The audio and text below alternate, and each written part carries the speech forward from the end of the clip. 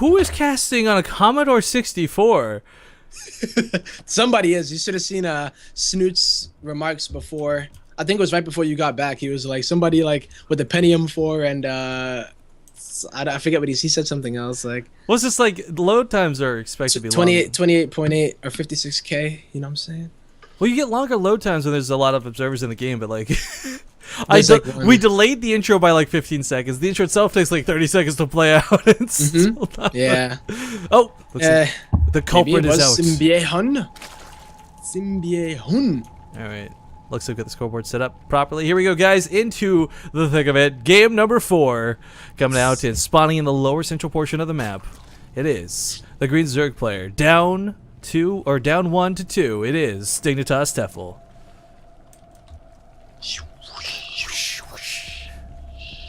And swoosh across the map.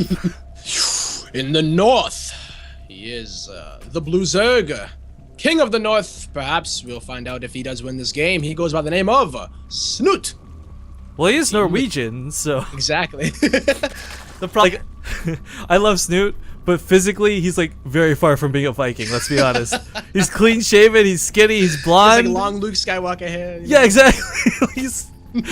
Now you take Thorin. Dude, that guy's a Viking. I don't know if you saw the picture I jiggered up, I guess, after the Chan Man thing on Unfiltered, but... Oh, yeah. You know, he wears that coat. It's got the fur on it. He's got that beard. Like beard is fierce. Yeah. Is he from? Where's he from as well? Norway. I have no idea where Thorin's from, but Snute is of course from Norway. Tefel from Poland. We got the heart of Europe battling it out. Indeed. Who shall take it? But look at this. All right. Sorry, I'm just reading chat after that because we're on a massive delay, of course, and I guess the sneeze just hit the stream, and they're like, "Rifki confirmed to Zergling aggression." As a Terran player, I can confirm I am allergic to Zergling aggression.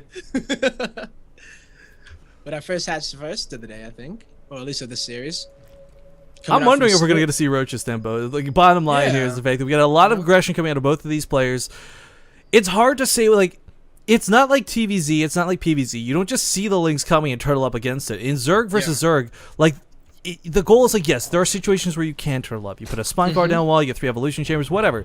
But typically you want to be the aggressor. You want to be like putting on the pressure to your opponent so that they can't come across the field and apply a counterattack. But it's always a hard call to make. And Snute hiding his links for so long really paid off in game number 3. So, you know, in this best of 5 scenario, Tefel is sadly on his last life, but Snoot's got 2 games to fall back on still.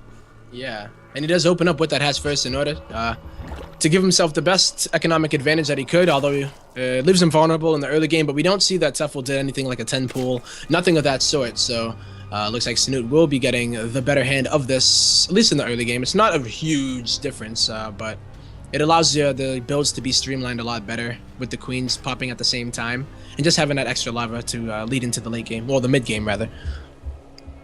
I've been specifically requested to let you get in on the action parts of the game, Tempest. So, for whatever fight for this game, I'm just gonna absolutely shut up when fights begin, and it's all on you, buddy.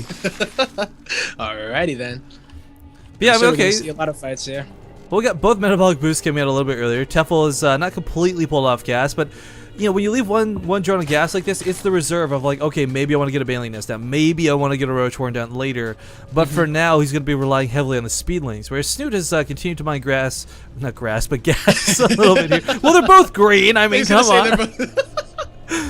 But yeah, Baneling Nest is going to come out. And you know, Snoot's Baneling control, it's weird because he's like 9 out of 10 times perfect Baneling control and then like 5 Banelings into the lair, 5 Banelings into the queen, right? Out of nowhere, yeah.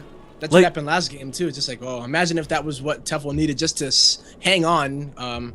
But unfortunately, the damage hadn't been already done. And yeah, like you were saying, leaving that drone on gas is pretty helpful. Last time he took it completely out so that Baneling Nest was maybe like a quarter of the way done when all those lings were on the way. So a little bit of action here. Lings are gets a drone kill. Okay. Yeah. Really nice, trading that out. I mean, it's kind of the Suicide Squad scouts. Like, you're just trying to get that information, but... Yeah, the queen is always going to get it. But if you can get anything out of it, then... well, aside from scouting information, it's always a good thing. Oh, did Snute kill an Overlord, too? He did. Oh, wow. So Tefel not taking a great start here, but of course, not like this puts him out of the game. Just frustrates you a little bit where you're like, oh, did I really leave my Overlord too close? And it seems like you're going to see something a little bit similar to the game 1 on Frost, with Snute getting that 1 Evo chamber. That Carapace is being researched.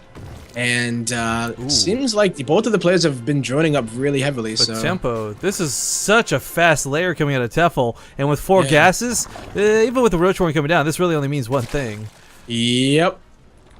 Your prayers are going to be answered. Yeah, we're going to see not just like tier 2, but tier 2.5 units, I guess. Mutalisk probably going to be the choice here out of Tefel, will be really nice, but I actually take all that back as he's investing in the ranged weapon upgrades. Ooh, wow. With that other gas a little bit delayed, I guess it's going to work out for him. Yeah, so, you usually won't see all 4 gases unless it was some kind of gasless opening in the first place. Well, I was kind of thinking, you know, with the amount of Banelings that Snoot's been investing in, Mutalisk makes sense. You know, you pick off the Banelings, you snipe them off. They can't really be involved in future fights, but outside of his base already, those roaches are going to be have to be out ASAP. Yeah, and it seems like only 2 are on the way. Here come 2 Banelings. Oh yes, it's a full wall off. Yeah. Evolution Chamber is going to go down, no cancel, but not a big deal. You don't care about resources. You want to soak up as many Banelings as possible. Yeah. Looks like the control of Tefel's going to be pretty good, though. Loses the Spine Crawler almost. Might still go down. Oh, I'm supposed to shut up. That's right. No. Don't even worry about it. Don't worry about it.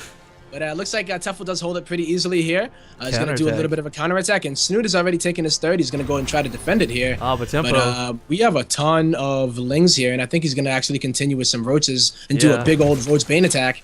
I was going to say, this is not a little bit of a counterattack. This is quite the counterattack coming, because he managed to retain a lot of those Banelings from that defensive fight. So, fighting into Snoot's army here. Oh, no! Snute! A massacre! That 1 out of 10 chance that Baneling control is just not going to be, well, the link control there is not really Baneling control, but this Queen is going to go down. The third was able to come up, but I mean, really, is Snute going to have enough here when these roaches come pouring across the map? That was a devastating loss to take. He needed those Zerglings for the roaches. He may not be able to make enough to deal with this. He's making his own roaches. He's probably going to need some more Spine Crawlers, in all honesty. This third base is forfeit. Didn't even try and hold it, but oh man, coming to his door, there's just way too much. He's got +1 Carapace, but +1 is about to finish. He doesn't even need the speed because he's already here. But the speed will finish, and those reinforcing roaches will get there even quicker than they would have. Spine Crawler goes down for Snute. I don't know about these Banelings, though. They're going to finish. Oh, a really nice hit there in the back of Snoot's base, but there are 4 Banelings that will be wasted on roaches, and I just don't think that Snute has enough. Well, actually, with the Spine Crawler finishing up, he may just quite hold it. And like I said earlier today, guys, Snoot's a guy who does like to enjoy mixing his Zerglings with the roaches, but will this be enough? He held that first wave. Can he hold the further reinforcements? He's down workers, but not by a lot. He's got Carapace upgrades, so his roaches aren't naked, but that transfuse on that Spine Crawler just may be able to buy Snute enough time to get some roaches to actually defend here. They both have the Snute has the +1 Carapace, while Tefel has a +1 attack, so this is quite the hold here from Snute, which is he's so famous for doing. Yeah, but I don't know. When you're playing Roach Wars, holding sometimes isn't enough. He doesn't have tech advancing him beyond this. Tefel's coming up on level 2 weapon upgrades, and Snoot's stuck on 2 bases while Tefel's taking a third behind this. Yeah, the speed has already finished here for Tefel. I don't believe that it was even started here for Snute, but I mean, he really can't afford to use 100 gas on an upgrade that's not going to help him if he dies. So yeah, looks like supply lead will be going to Tefel. He's going to be continuing to get his expansion. Looking at that third, making sure that nothing's being... Oh, I see it. Yeah, he's going to make this game cool. Can't take a fight away from the Spine Crawler, though. This is not going to work. He doesn't have the concave. He doesn't have the numbers. He needs to fall back to that Spine Crawler. That Spine Crawler is going to add so much to this fight, but is it even going to be enough? That Spine Crawler does not even... Wow. All right, that takes us to game 5, though. Yeah. So 5 out of 5 here, guys, with ZVZ. 1 player to take it all home. And, of course, this is timing out pretty perfect. As long as the next game's not longer than, say, like 20 or 40 minutes, we should actually be back for WCS just in time. Life is good.